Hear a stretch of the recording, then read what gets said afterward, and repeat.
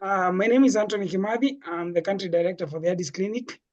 Thank you for joining us, for those that are joining us, and for those that are continuing to join us.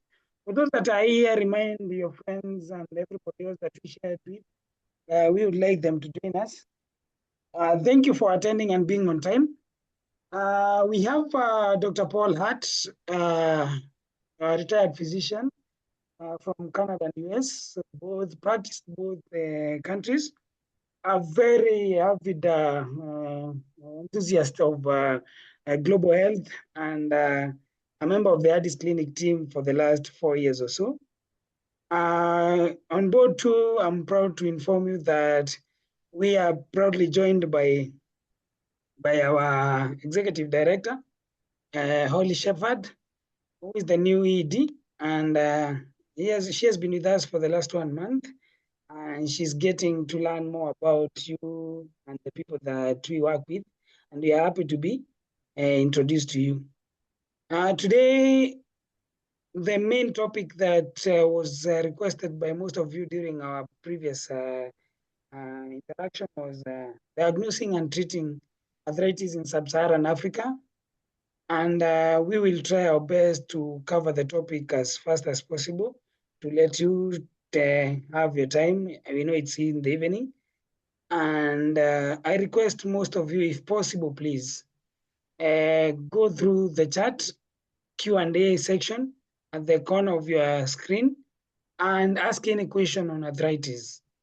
The Addis Clinic has been in existence for the last 14 years, and we offer 4 to 5 programs, mostly led by the telemedicine program, which intertwines with the webinars that we offer you and the global health education that we work with the different institutions. That is Kenyatta University, Vanderbilt University in US, and Pittsburgh University, and in plan to have a new university in Somalia as part of the global health education.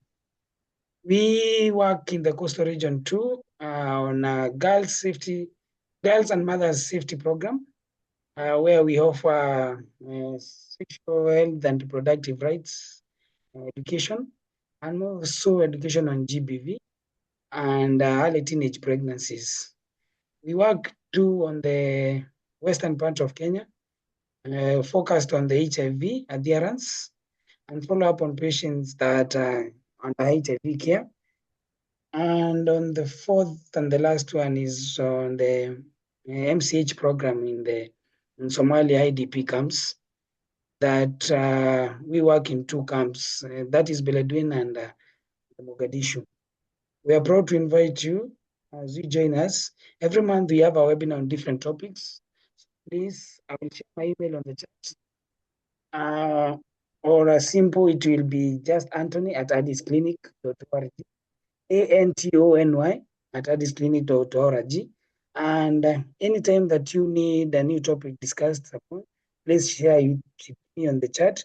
Or if it's my phone number, it's 0712 559 You can reach out to me. And after this, we will share the slides, we'll share the presentation, and we'll even share the questions and answers that you'll have shared with us.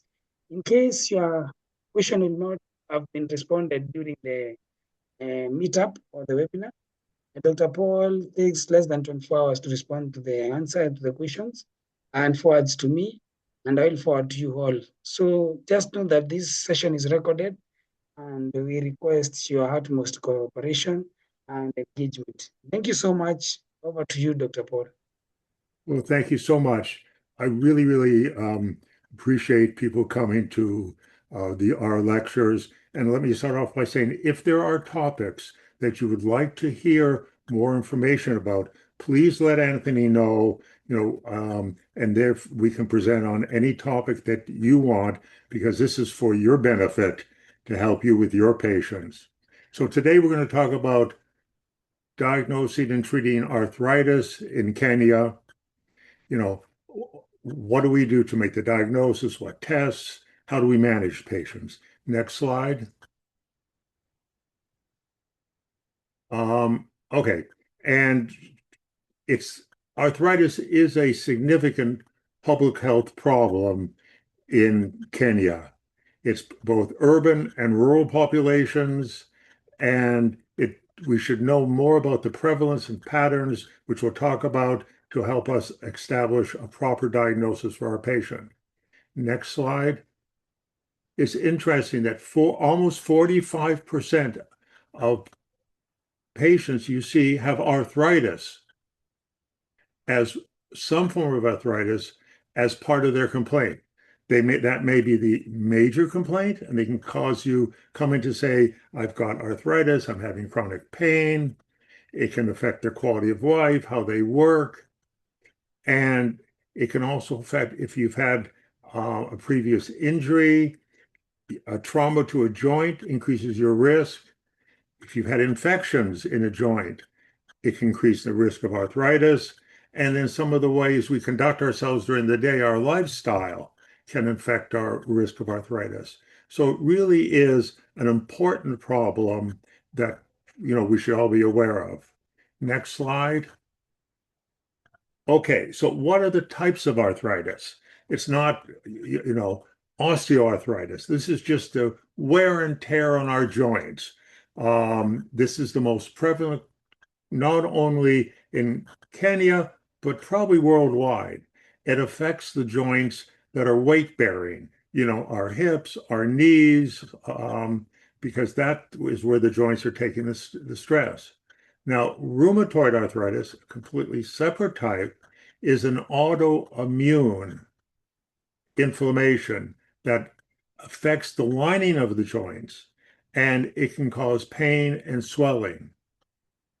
Lupus, which is part of the SLE, systemic lupus erythematosus, it can look very much like rheumatoid arthritis, but it doesn't give the erosion, the wearing away of the joints. And then gout, which most of you obviously are familiar with, is caused because uric acid, the crystals, deposit in our joints, and they cause an acute inflammation. This is less common for people in Kenya than in some other societies, but it's still present. And of course, we have to be aware of all the types of arthritis when a patient comes in saying, I'm having joint pain, and wants us to make a diagnosis and help them. The next, please. Okay, so like in any condition, the most important step is taking a good history. And unfortunately, I can't talk about Kenya, I can only talk about the States, is a lot of doctors these days or providers don't take that proper history. They move on with one or two questions and jump into doing lab tests. No, you really want to know what your patient experienced. When did it start? Is this something that has just started a week ago, a day ago? Has been going on for months and they have not been able to see a provider or ask you about it? You want to know which joints are involved. Are they symmetrical? Are both wrists involved, both knees? Is it one joint? Does it move from joint to joint at different times? How long does it last? Is it something that flares up and then settles down? What is it that makes that worse? Is it worse if they get up and try and work and move? Is it better if they lay down? Is it worse if they rest and they don't use the joint? This joint gets stiff. And is there anything else that goes on? Do they feel fatigued, tired, feverish, any other symptoms? So you take a very good history. And of course, and I don't need to tell you how to do history, after you've done, if this is the patient who comes into you and says, I'm having joint pain, and you've done this, don't forget to do your review of systems, because often there could be other associated conditions with what we're looking for, and the patient hasn't thought of telling you, oh, I'm feeling very fatigued, oh, I'm feeling, much weaker than normal. And if they don't spontaneously present this way, we've got to ask. So the first step and the critical step, I was always taught, and I graduated, I'm Canadian originally, years ago, that by the time you finish your history, you should have a pretty good idea of what you are thinking about as far as the diagnosis. Not necessarily the right diagnosis, but you should be able to say in your mind, okay, I'm looking at a type of arthritis and I'm thinking of different types. Next slide. Okay. Now, again, the history, as I said before, the onset, the pattern, fever, systemic symptoms, weight loss, fatigue, all because all these and the risk factors, is there a family history? Is there anything in their lifestyle? If somebody is morbidly obese, that could definitely put stress on the joints when they're walking. Um, all of these, if they're in a occupation that it causes them to have stress, all that together is extremely important. Next slide. Okay, let's look at two types of arthritis, or a number of types. Rheumatoid arthritis versus osteoarthritis. Rheumatoid gets worse over weeks to months. You get morning stiffness, sometimes lasting more than an hour. You get symmetrical joint involvement. And also, you get fever, fatigue, weight loss. It's an autoimmune process. And not necessarily, but often starts off with your small joints in your hand and feet being the first affected. On the other hand, osteoarthritis comes over years. You can get morning stiffness lasting less than 30 minutes. It's not a symmetrical pattern. You can have it in your knee, your hip. It doesn't have to be um, like the rheumatoid, where both knees, both wrists are affected. And pain gets worse with activity and improves with rest. Rheumatoid arthritis, the pain is bad all the time. And osteoarthritis, we mentioned earlier, weight-bearing joints, which are taking the stress. Now, lupus it does have the uh, pain, but this time you often can get a skin rash, mouth sores, and can affect your kidney. But it's a non-erosive pattern, different from rheumatoid. Next, please. Okay, your physical exam, and I think I put that slide, the last one, out of order. Doing a good, appropriate physical examination is essential. Okay, you're going to look, you're going to feel, and you're going to move or test all the joints because different types of arthritis present differently in your examination. And not only are you going to look at the joints which the patient complains of, you're going to do a brief scan of all the joints that you can easily check. Next, please. Okay, what do you look for? Swelling and warmth. It's really easy to put your hand over the joint and feel whether or not it's warmer than the other side or another joint in the body. Is it feel thick and boggy, like there's fluid there? And you compare one side with the other. Range of motion. You're going to test how does the joint move normally without a problem, or they have restricted range of motion? Both active when you ask the patient and passive when you move the joint for them. You're listening for something called crepitus, which is like a grinding sound. That is the hallmark of osteoarthritis. And of course, we're making the documentation, all of these. You're looking for any deformities or nodules. Is the joint deformed? Are there rheumatoid nodules over different points? And then also, you're looking for skin rashes. The rash of psoriasis is I don't know, the butterfly rash that we get with lupus. You're looking to see if muscles are wasted. You're checking for a peripheral neuropathy, and also for any organ involvement. And these are all the things you're going to do for your physical examination. So you've already now got your history, you've done your exam. Next, please. Okay, so what are the tests that you can do physically?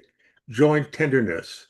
You palpate right along the joint and you look for any areas involvement.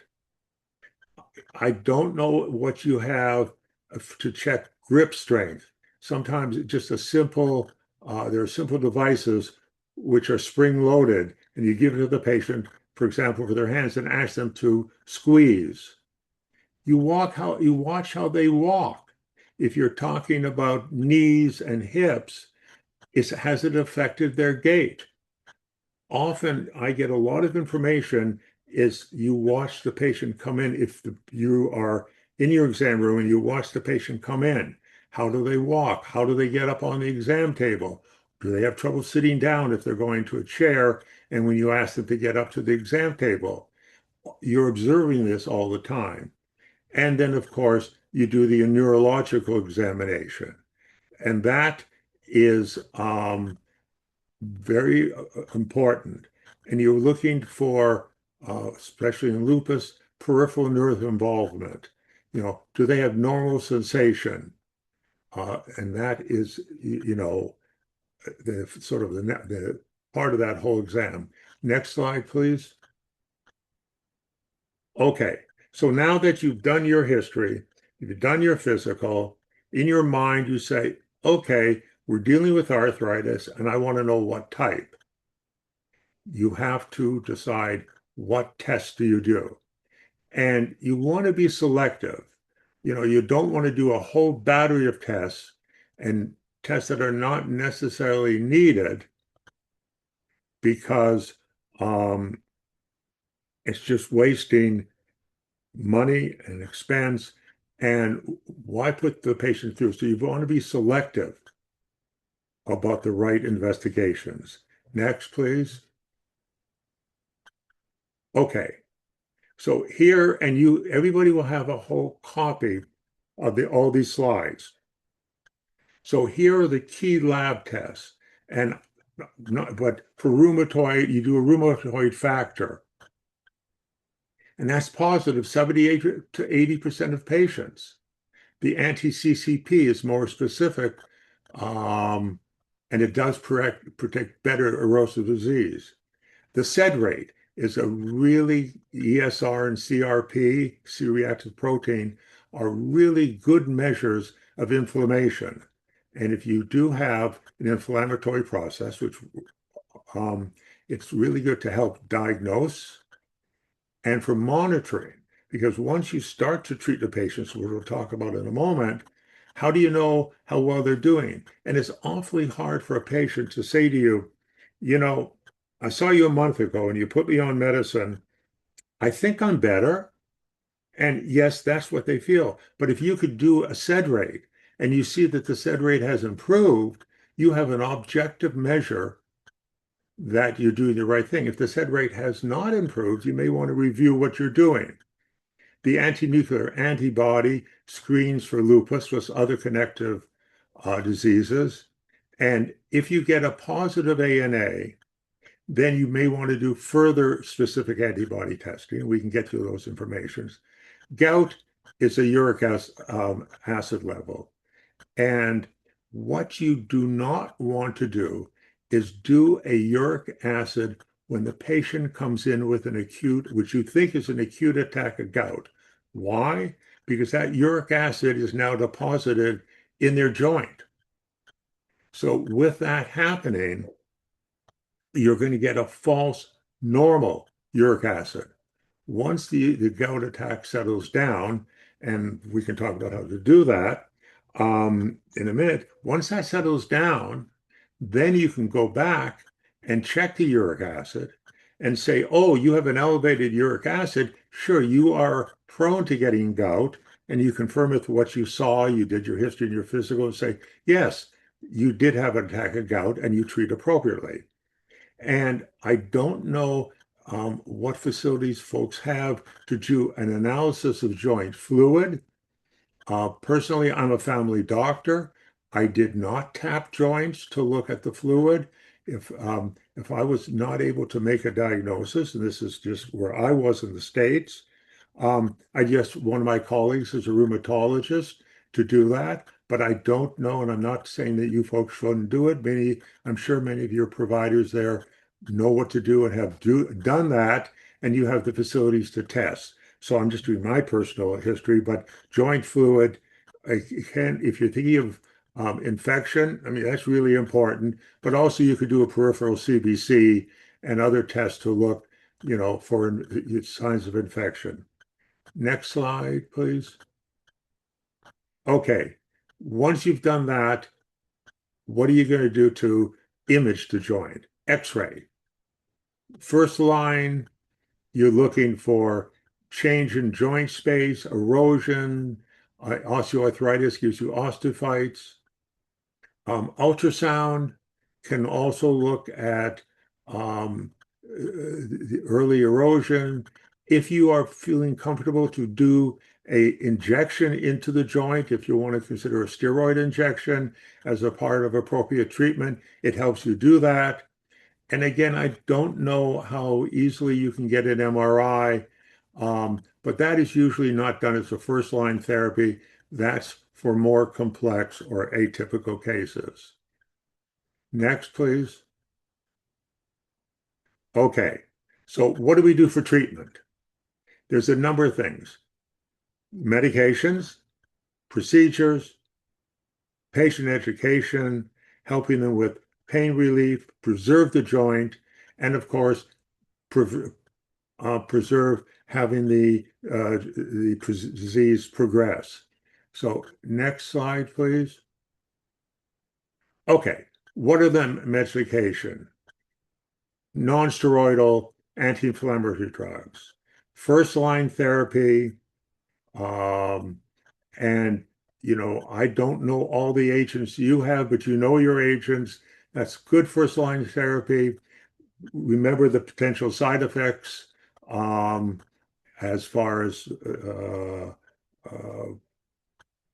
ibuprofen with stomach ulcers, kidney problems in a higher dose, but we do that. Then there's the disease-modifying agents such as methotrexate, and that can be used as an older agent, and for rheumatoid arthritis, it can stop the progression or slow it down.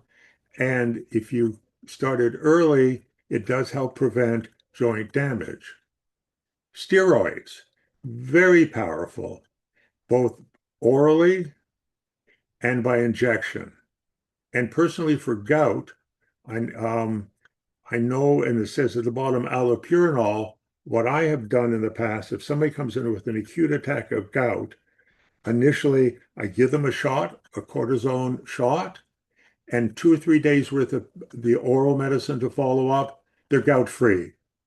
You bring them back, you do the blood test to confirm, and then you treat them. Allopurinol is preventive.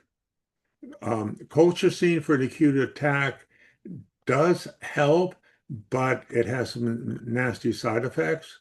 And now the biologics, if you're looking at rheumatoid arthritis, etc., they're limited in availability. They have major side effects.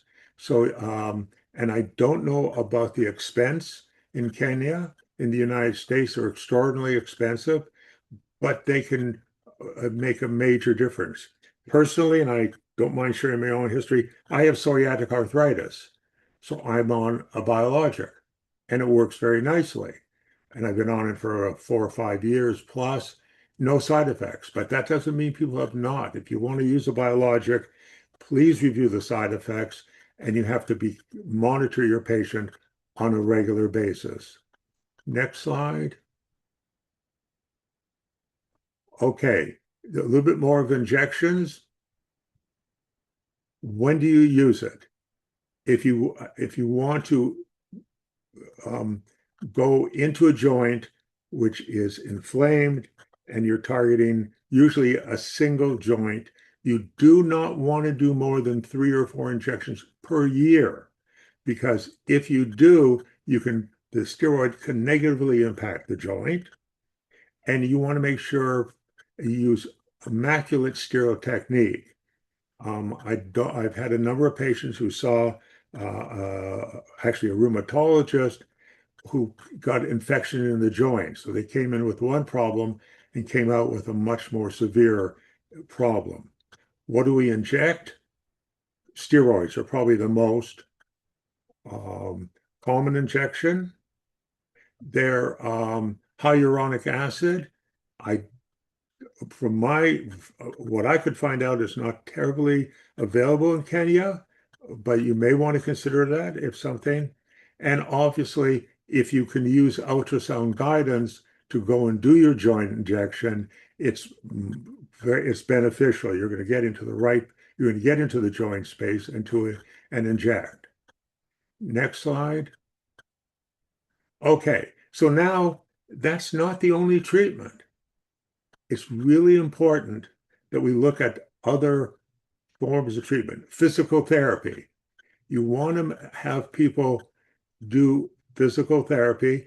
And this is something that I know in the States, and I'm sure if you need it, I can provide you with sheets which talk about physical therapy for all different joint conditions that you could make a copy and give to your patients. You demonstrate what they have to do.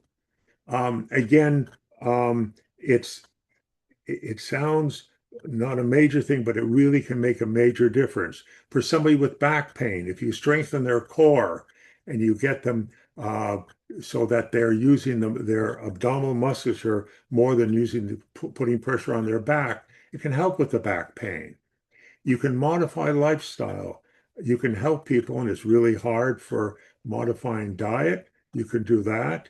You can talk about the fact for your patient that if they use this complementary treatment, physical therapy, lifestyle modification, it really will improve their future, and there's no side effects.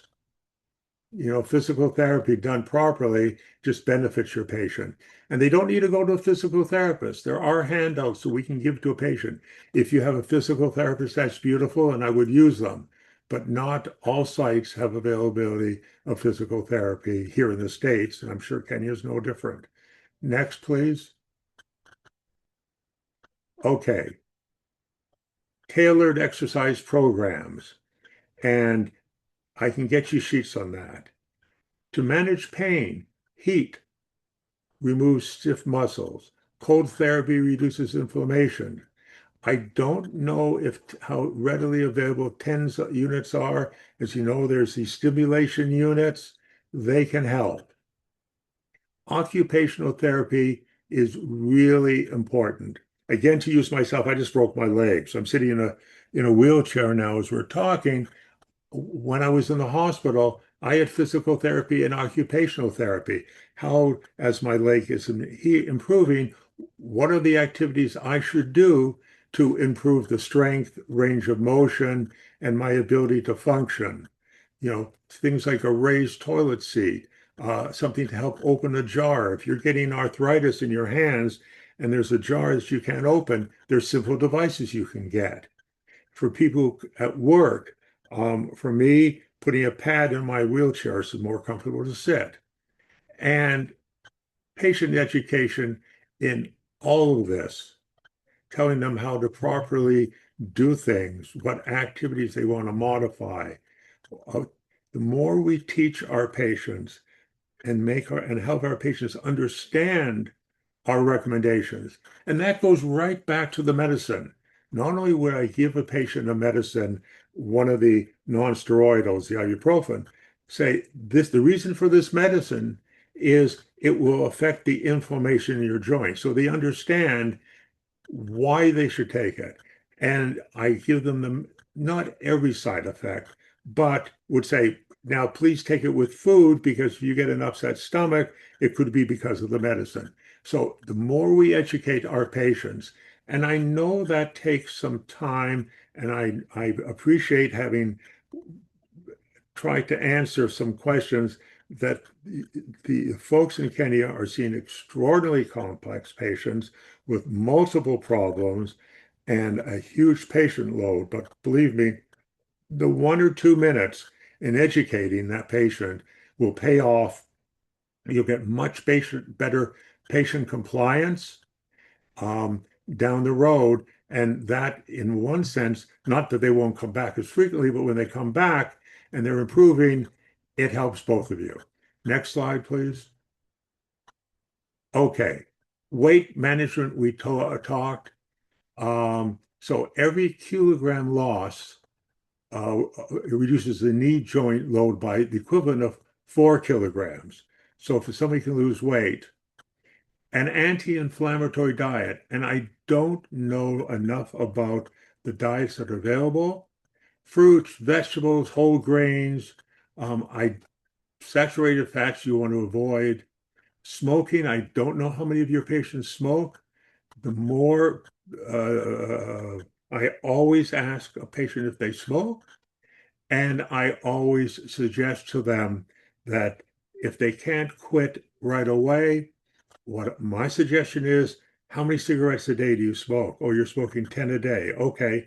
Next week, smoke 9 a day, and the week after 8 a day, and you can slowly cut down rather than going cold turkey and having withdrawal symptoms. It sometimes helps. Do much better with other forms of patient modification of the lifestyle. And I don't know if there are support groups there. In my practice, and this was in Massachusetts, the US, I had a support group for patients who had lost a spouse, and I had them come to the office to do some minor tasks with the understanding that they would be helping, in my mind, each other, and it worked. If so, a support group to help somebody with their arthritic pain and the other problems is wonderful. Next, please. Okay, so here we are. Early diagnosis, if we can do it, empower our patients. It'd be nice if you had more rheumatologists in the country. I learned when we were talking about psychiatry the other day that there was only one psychiatrist per million population outside the capital. I don't know how many rheumatologists you have, but if that pattern holds, you folks are doing the vast majority of work, and it's really difficult. And then hopefully we'll get more research. So I hope that was of some value. And I don't know if we have any questions. Anthony, could I have you help me? Thank you, thank you, Dr. Paul. You can continue sending questions. We have a few. Let me open. The first question is on, do you get gout from eating red meat? It doesn't help. You want to, but you can have some red meat. The answer is in moderation, you're okay. You should not have a diet that's exclusively red meat. Yeah, so the question is the most common interpretation of this in our setting is that red meat or barbecued meat causes gout. Yeah, yeah, You, yeah, no, but you can have some red meat. It's moderation. okay. Yes, but yes, red meat can be yeah, definitely you're right. Um, okay. Which What okay? what type of arthritis? Can you get from doing exercise, and why? Okay, that's osteoarthritis. That's the traumatic.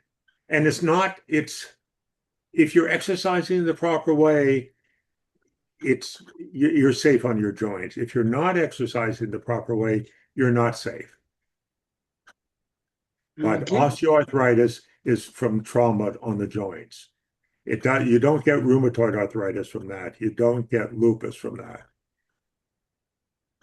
Can you talk more about septic arthritis? Okay. Septic arthritis, and I will send an answer for all these to all of you afterwards.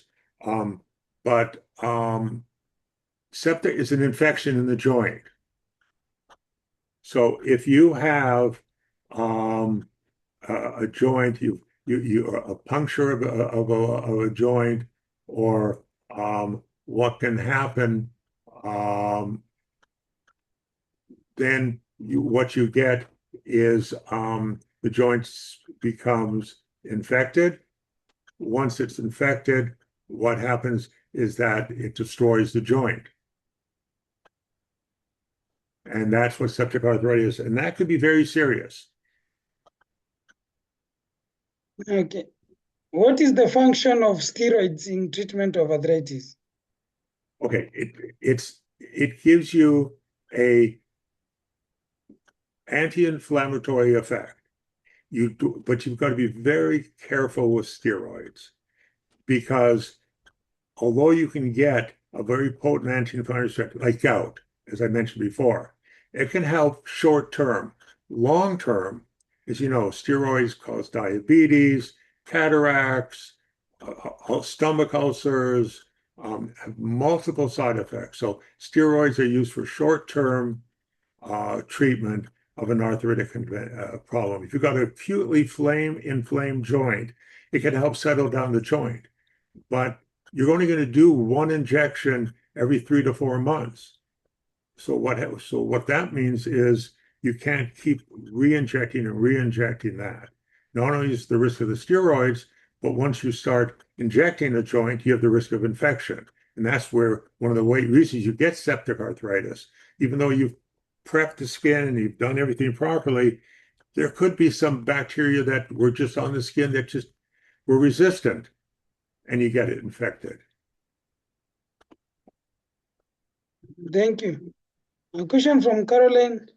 I like this topic. It has come at the opportune time. So patients with elevated rheumatoid factor levels but cannot do the anti-CCPs and the ANA, please advise on what would be appropriate management. Let me respond to that one in writing, please, because I want to give a much more detailed response.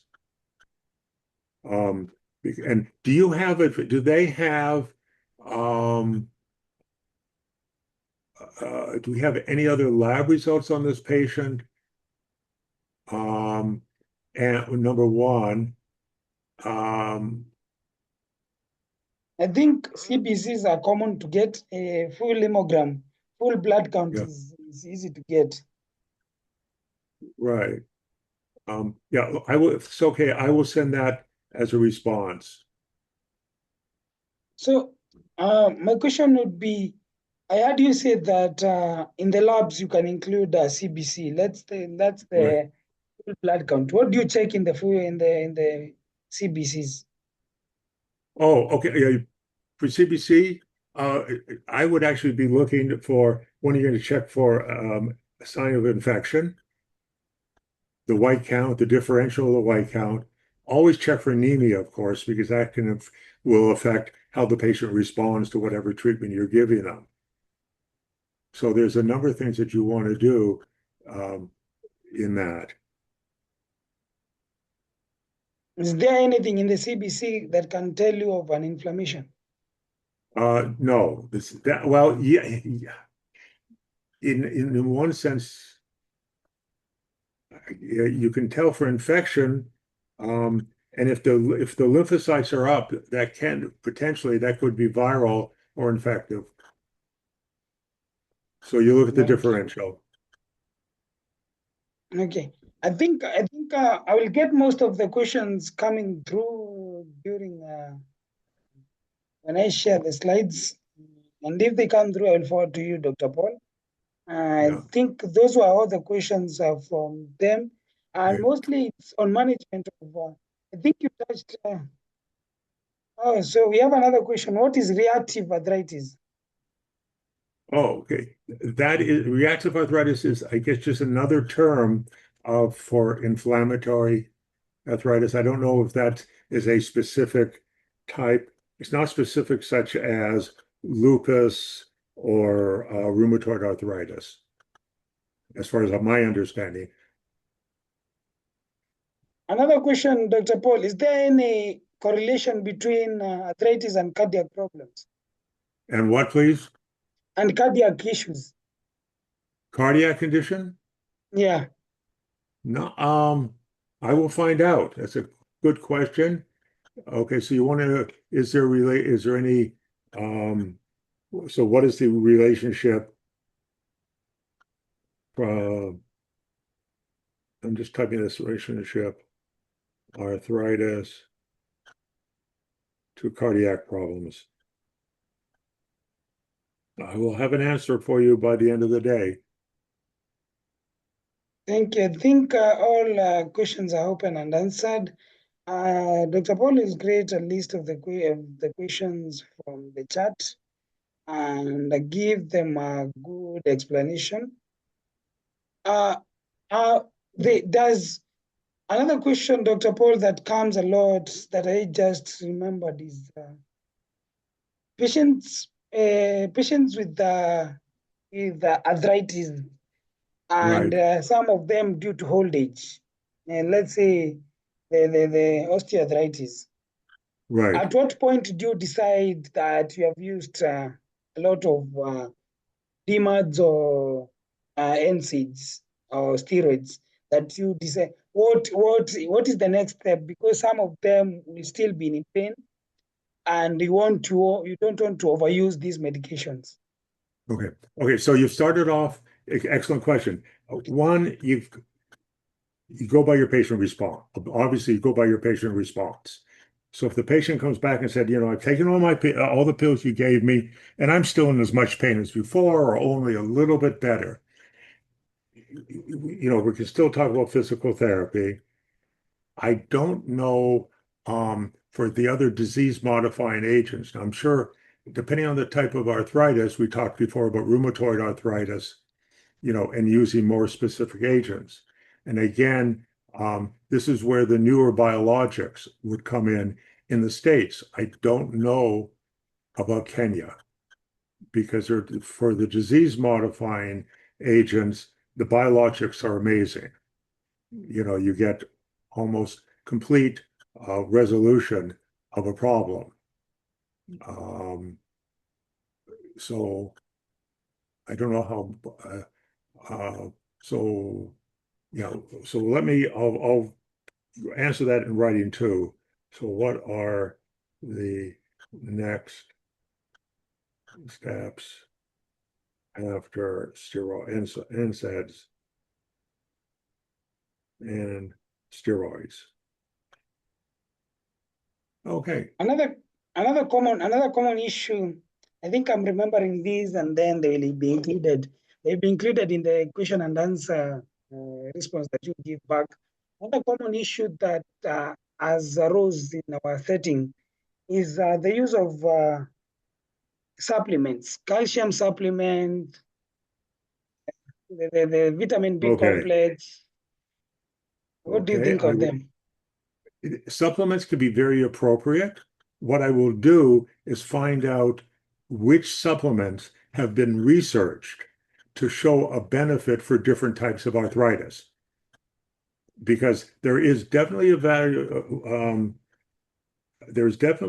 of supplements, and I don't know about and that includes natural or herbal products, because using Chinese medicine as an example, for Chinese medicine, they have a very 3,000-year history of use of herbal products very successfully.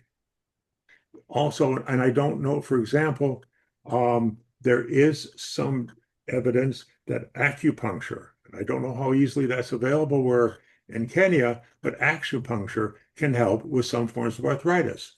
And these are studies which are good quality studies.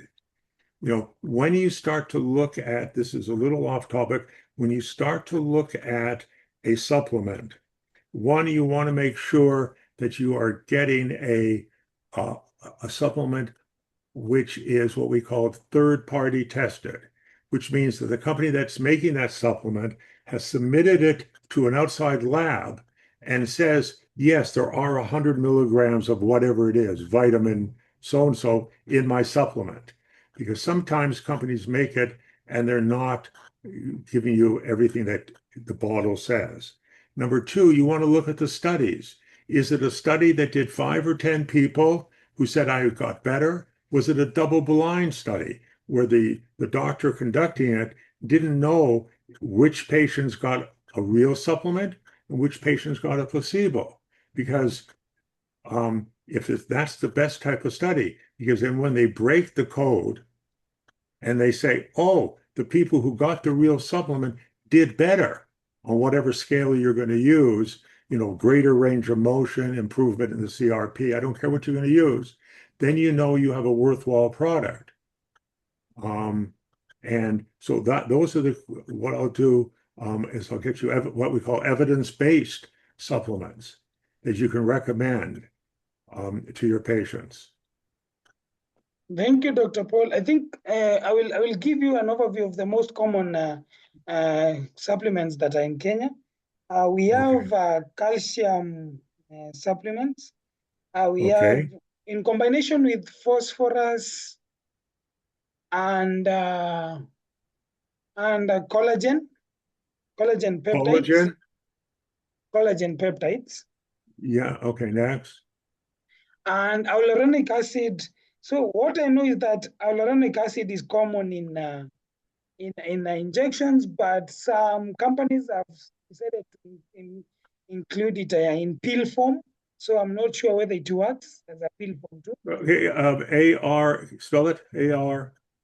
Hyaluronic acid. Okay. Thank you. Hyaluronic acid in pill form, in tablet form. Yes. Just spell that for me because I just want to make sure I get the right spelling. How do you spell it? HYL. Okay. HYN. Not L for lion. Yes. AURONIC. Okay. Thank you. I was hearing something different. Okay. Yes. Okay. I'll find out. Yeah. Okay. And Thank you. and oh, are many people using creatine? Yeah, some of them are using creatine, but most of them using creatine is mostly in exercises. Okay, right. Okay, Creatine there's monohydrate. right. There are some interesting. It's an interesting study for creatine, talking about it helping in dementia. Creatine monohydrate. Okay, yep. Okay, I will have all that for you. Okay. And in children is there any form of arthritis? Oh, yeah. Oh, children can have definitely rheumatoid arthritis. It's not limited to adults, but I will give you which are the most common forms of arthritis in children. Okay. Good. It will be done. I think you can include one of the last questions. Does rickets in children later can it later become a form of arthritis? Okay. Okay, it will be done. Thank you so much, Dr. Paul. Um, Well, thank you. Thank you, everybody. And thank you for our participants, for those that managed to join. For those that did manage to join, I think I've got some few texts. I don't know wholly why this has been an issue, but I've gotten around 3 or 4 texts, people telling me they are trying to join, but they are unable. Some of them are saying that the, the link is saying preparing meeting throughout, and they are not capable of joining. So I will try and figure out what the problem was, because I have around 4 texts from people that they invited that are telling me they have tried to join since the start and they are not able. But there's no Oh, problem. And some of them okay. are falling off, I think, due to internet. As I think I will inform you, Dr. Paula and Oli, in some places in Kenya, due to the heavy rains, there has been no electricity for some time. And I Oh know no. some of the people who are trying to join but are not capable due to data, or sometimes the electricity is not But we around. can send them, we could send them a copy of this. That's the plan. That's the plan. We'll create a Google folder and include every. question and answer, every slide and every recording of these, and then forward to everyone Perfect. that uh, joined. We'll use our platform that we use is to invite you and invite you to look at the stories or the webinar. Something else I would request, most of you know the Addis Clinic as a telemedicine platform. Please continue using it for your services. Consult on the cases that you come across on the field. We are ready. Dr. Paul is always here, ready to take any cases. He's very, very, very ready to always be part of the Addis Clinic and help you guys in any case that you come across. If you have not, you don't have an account with us, please reach out to me again. My number is 0712 my email is anthony@addisclinic.org. Antony, not with H. Most of them confuse with H. It's Antony at addisclinic.org. Please reach out to me. I will help you set an account for any case that you have, for any part of your interactions with patients that you need help. We please request you to send it to us for free. We don't charge anything. We don't charge the patient. We don't charge you anything. Just use our platform to interact with us. We offer free webinars every month. So please share with us the topics that you'd like us to discuss. And we'll be ready to prepare the slides with Dr. Paul anytime that you want. And any questions that may come across later, even after the webinar on the topics that we discussed, please send them to me. I'll forward them to Dr. Paul. Thank you, Dr. Paul, and Well, thank you thank you for so much. It's a real pleasure. I'm sorry I couldn't answer all the questions, but by the end of the day, Felix will have each and every question answered. And if what I've given you is not enough, please, I can get more information to you. And it's a pleasure. It's not an effort to do it at all. Thank thank you. you. And thank you, Anthony, obviously, for hosting. I really appreciate it. Thank you, Dr. Paul. It has always been my pleasure. I'll now give it to Holly to adjourn the meeting for us all, our executive director. Thank you, everyone. And thank you, Dr. Paul and Anthony, for facilitating another successful webinar. Thanks very much, everyone.